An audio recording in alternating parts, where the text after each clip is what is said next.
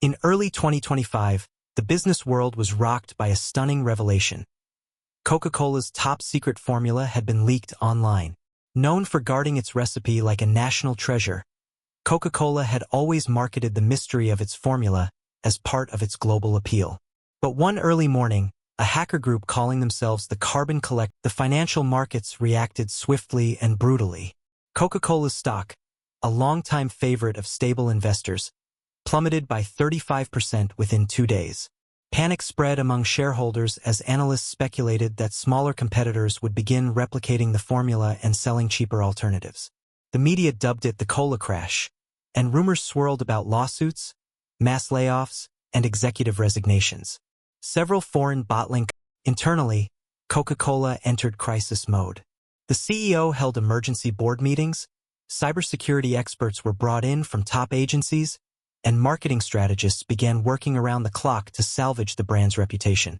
Some insiders revealed that Coca-Cola had never anticipated a total leak, believing its vault-like protection and employee loyalty would be enough.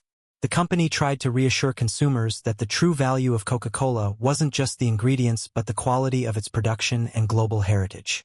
But in the eyes of many consumers, the magic was gone. The mystery that had made the drink iconic had evaporated. Over the next few months, Coca-Cola launched a massive rebranding campaign titled Beyond the Formula, aiming to rebuild trust and reestablish the brand as more than just a recipe. They released limited editions focused on sustainability and leaned heavily into nostalgia. Slowly, the brand began to recover, but the scars of the formula leak lingered. Though Coca-Cola remained a giant in the industry, the event marked a turning point.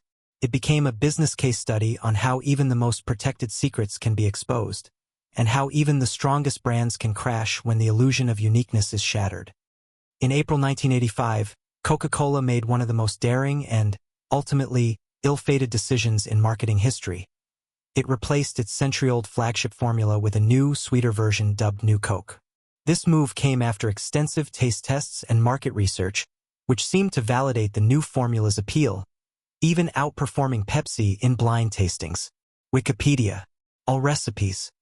At the time, Coca-Cola was under pressure, losing market share partly due to the surging popularity of Diet Colas and increasing competition from Pepsi's aggressive campaigns.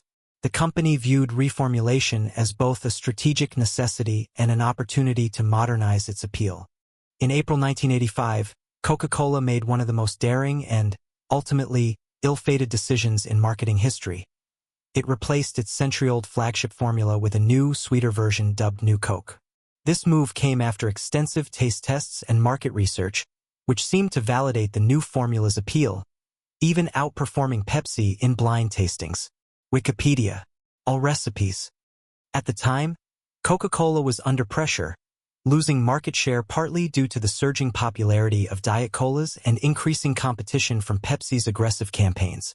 The company viewed reformulation as both a strategic necessity and an opportunity to modernize its appeal. The public uproar proved too intense to ignore. Just 79 days after the new Coke launch, Coca-Cola capitulated and announced a return to the original formula, rebranded as Coca-Cola Classic, in July 1985. All recipes. Time. The timing and direct reversal were unparalleled gestures of consumer-driven business.